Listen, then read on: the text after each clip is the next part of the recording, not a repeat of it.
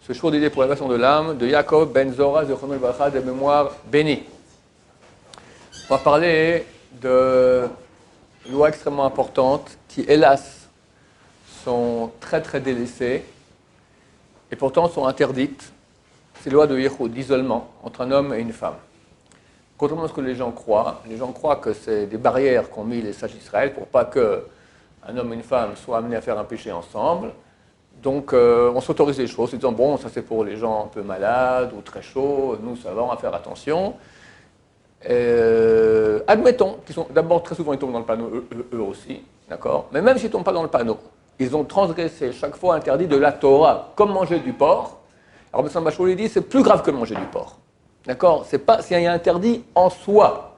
Il y a des cas où ce sont des décrets des Rabbanan, et des cas où c'est interdit de la Torah, comme manger du porc. Dans tous les cas, lorsqu'on est un isolement, on va voir c'est quoi un isolement exactement, entre un homme et une femme, un et un, cette femme lui est interdite de la Torah. Soit elle est mariée, soit c'est une tante par exemple, d'accord. Les gens croient que les gens avec qui on est plus proche, ça va, c'est moins grave, c'est beaucoup plus grave. La tante, la belle-mère, des choses comme ça, la nièce, d'accord, bon ça va, je l'ai vu naître, etc. C'est beaucoup plus grave. Justement, il y a une proximité beaucoup plus facile, donc il y a moins de résistance. Dans tous les cas, même une femme qui est nida, c'est donc une femme qui a une fois une menstruation et qui depuis n'a pas fait le processus de purification qui finit par le mikvé. Toutes les femmes non mariées dès l'âge de 12 ans sont considérées comme des femmes nida. D'accord ? Une fois qu'elle est mariée, elle est mariée. D'accord ? C'est encore plus grave.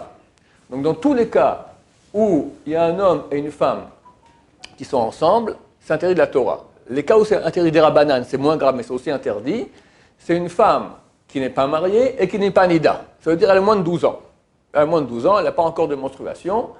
Il faut savoir qu'on n'a pas le droit d'être en yichud avec une femme dès l'âge de 3 ans. Un garçon, l'âge de 9 ans.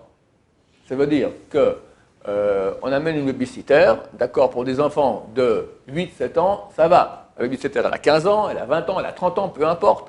Ces enfants ont moins de 9 ans, ça va. Si l'enfant là-bas, il a 9 ans ou plus, c'est interdit. On verra qu'il y a des cas, on va voir comment on peut faire pour autoriser. Si maintenant on amène un homme pour garder des filles, s'il y a une fille qui a 3 ans ou plus, ça devient interdit aussi. D'accord ?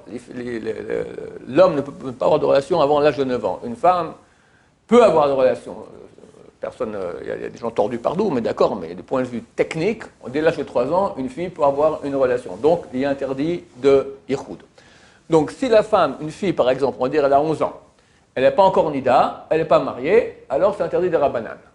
Mais si elle est nida, même qu'elle n'est pas mariée, si elle est mariée, mais elle n'est pas nida, si c'est les femmes que de toute façon la Torah nous a interdit de relations avec elles, telles que nos tantes, notre belle-mère, des choses comme ça, dans tous ces cas-là, l'interdiction, elle est de la Torah, même s'il n'y a rien eu, par le fait qu'on soit enfermés ensemble quelque part.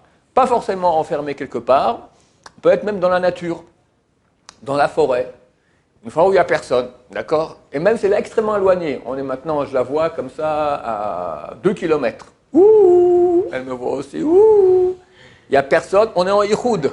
Tant qu'on se voit, on est en yichud, parce qu'on dit ouh, je fais comme ça, et on peut tomber dans le panneau, Hachem Mishmor, d'accord ? Dans le désert, d'accord ? Donc chaque endroit qui est seul, alors il y a yichud. Ok, c'est le premier cours, on va continuer avec un deuxième cours très bientôt. Baruch Adonai, l'olam, amen, amen.